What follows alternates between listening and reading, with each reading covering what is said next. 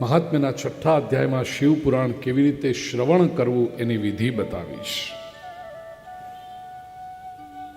શિવાલયે ચ તીર્થે વા વને વાપી ગૃહે થવા કાર્યમ શિવપુરાણસ્ય શ્રવણ સ્થલમુત્તમમ.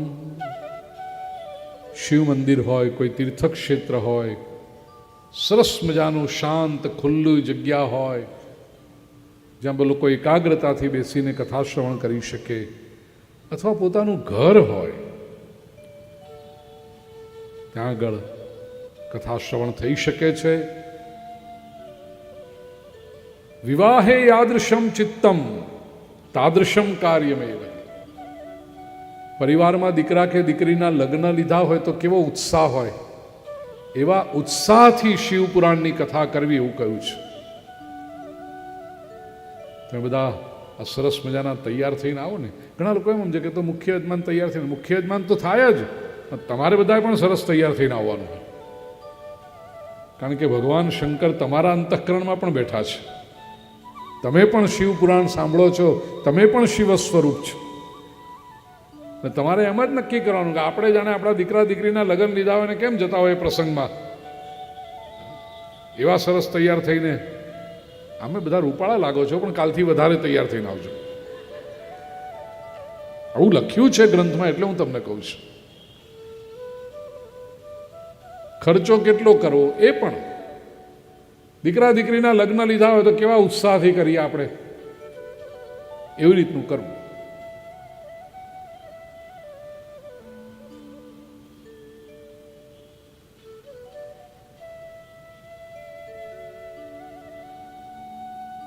એક વાત કહું, મોટા ભાગે કથામાં લોકો આ બધી વાતો નથી સમજતા હોતા. અહીંયા કહ્યું છે, વ્યાસાસન સમારૂઢો યદા પૌરાણિકો દ્વિજ આસમાપ્તૌ પ્રસંગસ્ય નમસ્કુર્યાન ન કસ્યચિત. શરૂઆતમાં વ્યાસ પૂજન વખતે તમે પ્રણામ કરો વક્તાને, એ બરાબર છે, પણ પછી કથા જ્યારે ચાલુ હોય ત્યારે ઘણા લોકો આવીને આમ પગે લાગે ને એ બધું કરે, એ ન કરવું જોઈએ. કથા ચાલુ હોય ત્યારે નહીં, કથા પૂરી થાય પછી જ એ કરી શકાય છે. અહીંયા તો એવું કહ્યું છે કે વક્તા જ્યાં સુધી વ્યાસપીઠ પર બેઠા હોય ત્યાં સુધી શ્રોતાએ પોતાનું સ્થાન છોડવું નહીં, એનો દોષ લાગે છે. ઘણા લોકો 6:30 થયા, હવે એમને શું કામ છે, મુંબઈથી કથા કરવા જ આવે છે, એમને ક્યાં બીજે જવાનું, આપણે કામ છે, ચાલો ચાલો.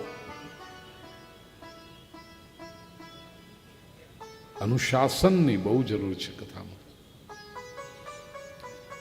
ઘણા લોકો મને પ્રશ્ન પૂછે કે પહેલાના જમાના કરતાં અત્યારે કથાઓ બહુ વધી ગઈ, કથાકારો વધી ગયા. એ તો વડીલો પણ કબૂલ કરશે કે આજથી 30 વર્ષ 35 વર્ષ 40 વર્ષ પહેલાં આપણે જોતા હતા એના કરતાં ઠેર ઠેર આમ શેરીએ શેરીએ, મોહલ્લે મોહલ્લે, સોસાયટીએ સોસાયટીએ કથાઓ થવા માંડી.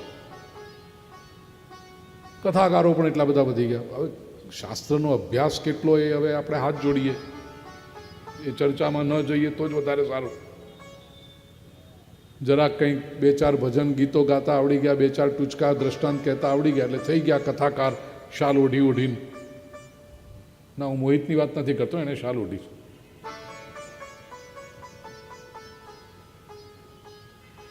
બધા તમે જુઓ આમ લાઈન સર શાલ ઓઢી ઓઢીને. ગ્રંથ આવડે છે, તૈયારી શું, ભજન ગાતા આવડે છે, ટૂચકા કહેતા આવડે છે, એમ કથા નથી. ઘણા લોકો કે પણ એટલું બધું સામાન્ય પ્રજાને શું છે કે ભાઈ એ કથા બ્રાહ્મણ છે ને કથા કે છે, બ્રાહ્મણ ન ગણાતો, બોલો.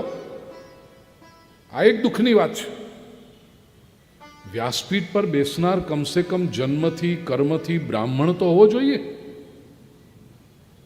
હવે એ જરૂર નથી લાગતી લોકોને. દોષ છે આ બધા. જેનું કાર્ય વંશ પરંપરાથી, પેઢીઓથી, ઋષિઓની આજ્ઞાથી, શાસ્ત્રની મર્યાદાથી એ જેણે કરવાનું એ કરે.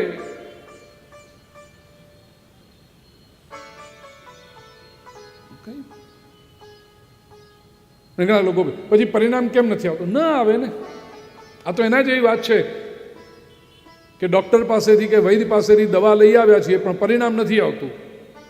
દવા લીધી ના, બાટલી ઘરમાં મૂકી છે.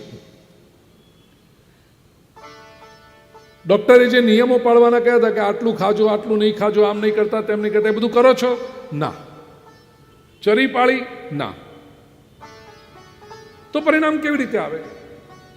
શાસ્ત્રની જે મર્યાદા છે, શાસ્ત્રે જે કહ્યું છે એ તો કરતા નથી આપણે. જેમ માત્ર દવા લઈ આવ્યા અને ઘરમાં મૂકી દીધી એનાથી તબિયત સારી ન થવા માંડે, એવી રીતે માત્ર કથામાં જઈને બેઠા એટલે આપણને શુભ પરિણામ મળવા માંડ્યા એવું નહીં માનતા.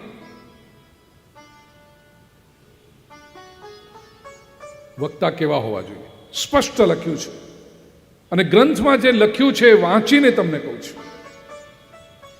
પુરાણજ્ઞ શુચિર્દક્ષ શાંતો વિજિતમત્સર સાધુ કારુણ્યવાન વાગ્મી વદેત પુણ્યકથામિમામ. આ કથા કોણ કહી શકે?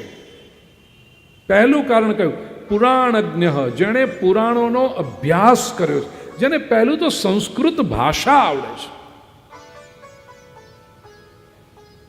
મૂળ પુરાણો તો જેની કથા કરવી છે એ પુરાણનો અભ્યાસ તો કર્યો હોવો જોઈએ કે નહીં? પ્રિય સ્વજનો, આજે ભાગવતની કથા કહેવાવાળા કેટલા લોકોને મૂળ સંસ્કૃતમાં ભાગવતનો પાઠ શુદ્ધ રીતે કરતા આવડે છે? શિવ પુરાણની કથા કરતા જેને પૂછો, કેટલા લોકોને મૂળ શિવ પુરાણ સંસ્કૃતમાં શુદ્ધ રીતે પારાયણ કરતા આવડે છે? કેવલ ખભે કાળી શાલ નાખીને મારો મહાદેવ કરી રુદ્રાક્ષના છોડ વેચવા માંડો એટલે શિવ પુરાણની કથા ન થાય. બીલીના ઝાડની હરેરાજીઓ બોલાવો એનાથી શિવ કથા ન થાય. પણ લોકો શિવ કથામાં આ જ કરે. રુદ્રાક્ષના ઝાડ વેચે ને બીલીના ઝાડ વેચે. આ પાપ થઈ રહ્યું છે.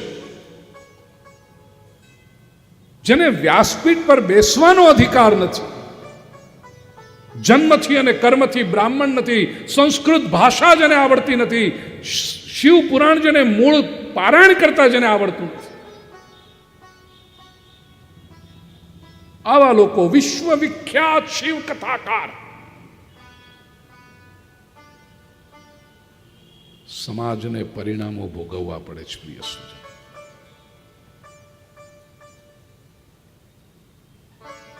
પહેલું તો પુરાણજ્ઞ, બીજું शुचि. मैं शास्त्र की बातें करता हूं. भूपेंद्र भाई पंड्या मात्र माध्यम छे शास्त्रनी बात आपना सुधी पहोंचाडनारा. शुचि, पवित्र होवो जोईए व्यक्ति, दक्ष, होशियार होवा जोईए, चतुर होवा जोईए, शांत, विजितमत्सर, जणे पोतानी ईर्ष्या उपर विजय प्राप्त कर्यो छे. धर्मनु संस्कृतिनु धोवाण थतुं होय एनाथी हૈયું કકળે અને વેદના પ્રગટ થાય એ વાત જુદી. કોઈની પ્રગતિ જોઈને ઈર્ષ્યાથી ન કહેવાય કથા.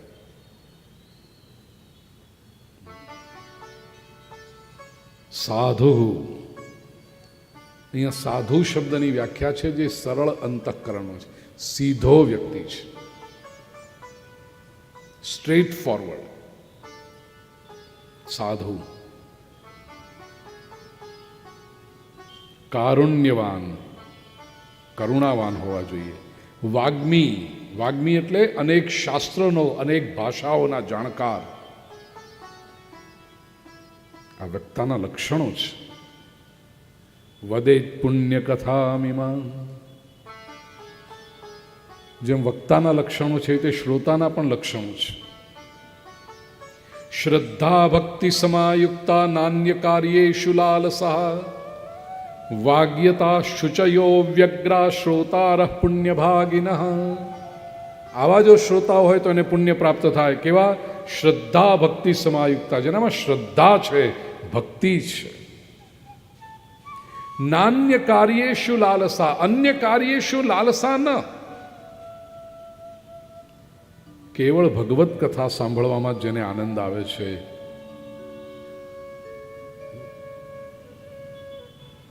જવા દો શું કહું. ઘણા લોકો કથામાં એટલા માટે આવે કે 5 નવી ઓળખાણો થશે, આપણો ધંધો ચાલશે, અથવા દીકરી 26 વર્ષની થઈ છે એના માટે જરાક કથામાં જઈને બેસીએ તો 2 ઓળખાણો થાય, કદાચ કંઈક એના માટે સારું ઘર મળે, કે છોકરો 28નો થયો ને એના માટે કોઈ કન્યા નથી મળતી તો ત્યાં જઈને ગોતી. એટલે વરને કન્યા ગોતા તો કંઈ મેરેજ બ્યુરો છે?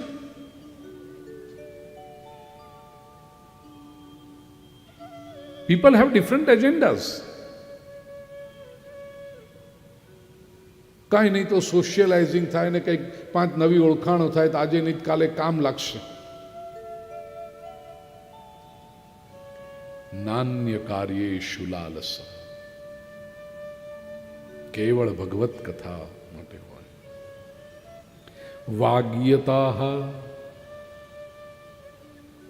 વક્તા જેમ વાણીમાં કુશળ હોવા જોઈએ એ શ્રોતાને વાણી પર સંયમ હોવો જોઈએ. વાગ્યતા, મૌન ધારણ કરે. મૌન ધારણ કરીને કથા શ્રવણ કરવી ને એના જેવું પુણ્ય બીજું કોઈ નથી. શુચય, પવિત્ર હોવા જોઈએ. અવ્યગ્રહ, કથા શ્રવણ કરતી વખતે વ્યગ્રતા નહીં, સ્ટ્રેસ નહીં, ટેન્શન નહીં.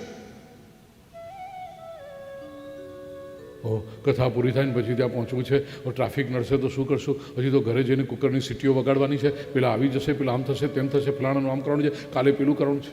કથા વખતે આ બધા ટેન્શન. આપણે ત્યાં તો જપમાં પણ વ્યગ્રતા એ જપનો દોષ ગણે છે. પાઠ પણ કરતા હો ત્યારે વ્યગ્રતા એ પાઠનો દોષ ગણે છે. માળાનો જપ પણ કરતા હોય વખતે જલ્દી માળા પૂરી થાય તો પછી પૂરી કરી. લોકો માળા પૂરી કરતા 3 થી 5 મિનિટ લાગે. 3 મિનિટની પણ લોકોને ધીરજ નથી હોતી. બોલો, માળાનો જપ શરૂ કરે ને, એ માળા શરૂ કરતી કરતી બધા એટલા ડાયા ડમરા હોય. બોલો, ઓમ નમઃ શિવાય, ઓમ નમઃ શિવાય, ઓમ નમઃ શિવાય, ઓમ નમઃ શિવાય, ઓમ નમઃ શિવાય. પછી કે આ તો બહુ ધીરું ચાલે છે, ગાડી ગીર બદલે. ઓમ નમઃ શિવાય, ઓમ નમઃ શિવાય, ઓમ નમઃ શિવાય, ઓમ નમઃ શિવાય, ઓમ નમઃ. બધા ના આજે હજી સ્લો છે. 3rd ને 4thમાં પછી આવે ગાડી. ઓમ નમઃ શિવાય, નમઃ શિવાય, નમઃ શિવાય, નમઃ શિવાય, નમઃ શિવાય, નમઃ શિવાય, નમઃ શિવાય, નમઃ શિવાય, નમઃ શિવાય, નમઃ શિવાય, નમઃ શિવાય. અને એ થાય પછી ખબર નહીં એમ થાય કે કેમ નથી આવતો જ નથી જી મેરુ. હા, માળા બહાર કાઢીને જો મેરુ કેટલો દૂર રહ્યો.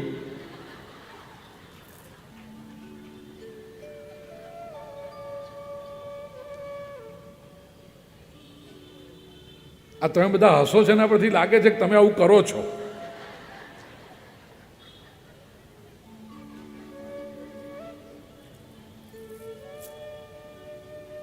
ત્રણ મિનિટની માળા પૂરી થાય ત્યાં સુધી લોકોને ધીરજ નથી હોતી. અને પછી તો જે ટોપ ગિયરમાં ચાલે,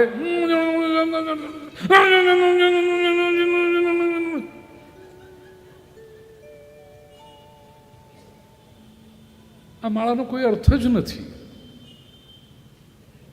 એ વ્યગ્ર ચિત્ત સાથે જે જપ થયા એ જપ હતઃ હનન થઈ ગયો, નષ્ટ થઈ ગયા. લોકો ખબર નહીં આ ક્યાંથી આવ્યું છે, પણ જ્યાંથી આવ્યું ત્યાંથી ખોટું છે એટલું ચોક્કસ કહું ભાઈ.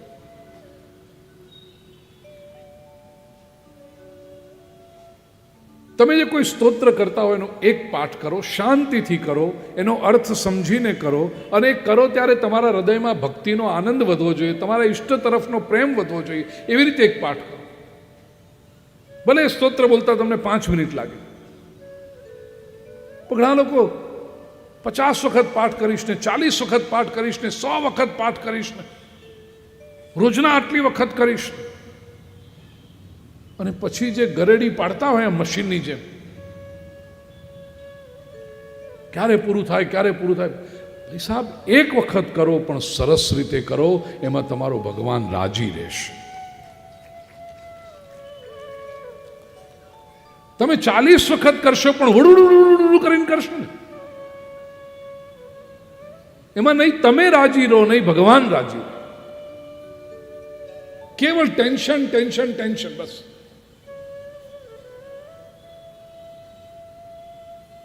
એક માળા કરો પણ પ્રસન્નતાથી કરો. 11 માળા કરવાની છે, 7 થઈ ગઈ, હજી 4 માળા બાકી છે, 4 માળા બાકી, જાણે 2 વાલદી ભરીને કપડાં ધોવાના બાકી છે.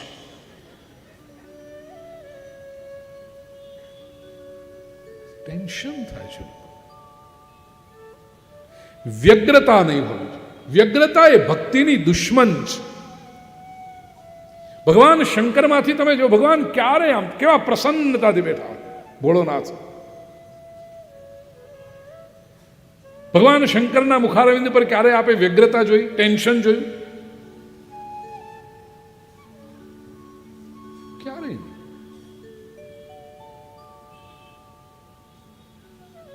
શ્રોતારઃ પુણ્યભાગિનઃ, તો પુણ્ય પ્રાપ્ત કરનારા જે શ્રોતાઓ છે એના નિયમ છે. કેટલાક નિયમો ગ્રંથમાં લખ્યા છે, તેથી કહું.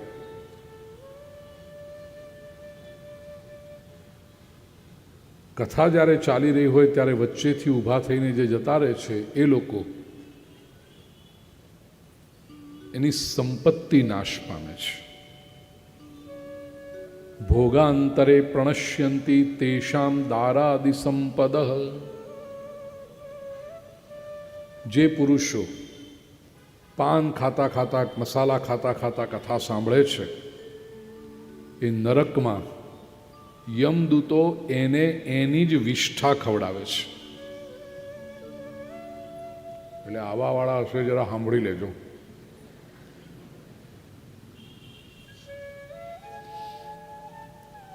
શરીરમાં કોઈ બીમારી ન હોય છતાં પણ જે આડા પડીને કથા સાંભળે, શરીરમાં બીમારી હોય તો એને અપવાદ કર્યો છે. એ લોકો ચોક્કસ, કોઈ બીમાર હોય, ઉંમરલાયક વડીલો હોય, એ ઇઝી ચેર પર કે આરામ ખુરશી પર કે જરૂર પડે તો પલંગ પર સૂતા સૂતા પણ કથા સાંભળે, એનો કોઈ દોષ નથી. પણ શરીરમાં રોગ ન હોય છતાં પણ કથા સાંભળતા સાંભળતા જે સૂએ છે, એ બીજા જન્મે અજગર વગેરે યોનિમાં, સર્પત વગેરે યોનિમાં જન્મ. અનાતુરા શયાનાયે શૃણવંતી મામ કથામ નરાહ ભુક્ત્વા તે નરકાન સર્વાન ભવંત્યજગરાદય. અજગર કે સર્પ કેવી યોનિમાં? આપણે ત્યાં તો ચોખ્ખું કહ્યું કે કથા સાંભળતી વખતે જે સૂઈ જાય છે એ બીજા જન્મે સર્પ યોનિમાં આવે છે, અને બાજુવાળો સૂઈ ગયો હોય એને જો ઉઠાડે નહીં તો એ બાજુવાળો મદારી બને છે.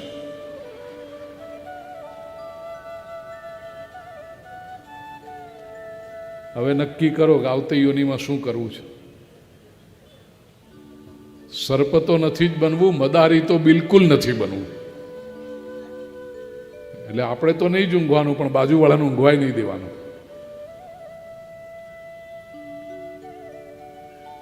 આ પવિત્ર કથાનું શ્રવણ કરતી વખતે અથવા કર્યા પછી કથાની જે નિંદા કરે અથવા તો વક્તાની નિંદા કરે, ગ્રંથની નિંદા કરે અથવા તો વક્તાની જે નિંદા કરે, એ બીજે જન્મે શ્વાન યોનિમાં જાય છે. શ્વાન એટલે કૂતરો, એ યોનિ પ્રાપ્ત કરે છે. કથા જ્યારે ચાલતી હોય ત્યારે ગંદી વાતો, ગંદી ભાષા, ગંદા અવાજો જે કરે, એ બીજા જન્મે ગધેડાનો જન્મ પ્રાપ્ત કરે છે. કથા ચાલતી હોય ત્યારે જે વિઘ્ન ઊભા કરે, ન પોતે સાંભળે ન બીજાને સાંભળવા દે. ઘણા લોકોની ટેવ હોય, આટલા બધા લોકો કથા શાંતિથી સાંભળતા અને પોતે ઊભા થઈ પાછા આગળ આવી આમ ઈશારો કરે. એક જણ ઈશારો કરે, બધાની નજર ત્યાં જાય. એટલે પેલો આમ કે હું, એટલે પેલો આજુબાજુવાળા 5 જણને આંગળીઓ કરે, તને બોલાવે, તને બોલાવે, પેલા બધા. અને પછી જે ગોતતો હોય એની હાથે નજર મળે ને, એટલે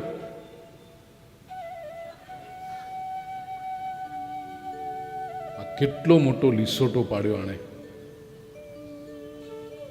આટલા બધા લોકો એકાગ્રતાથી કથા સાંભળતા હતા, એક જણે આવીને આવું જે વિઘ્ન કરે એ અનેક વર્ષો સુધી નરકની યાતનાઓ ભોગવી અને પછી ગામમાં સુવરનો જન્મ ધારણ કરે છે. કોટ્યબ્દમ નરકાન ભુક્ત્વા ભવંતી ગ્રામ સૂકરા. હું સંસ્કૃત શ્લોકો એટલા માટે બોલું છું, વૃખે તમે માનતા કે આ હું બોલી રહ્યો છું, ગ્રંથમાં જે લખ્યું છે તમારા સુધી પહોંચાડું છું.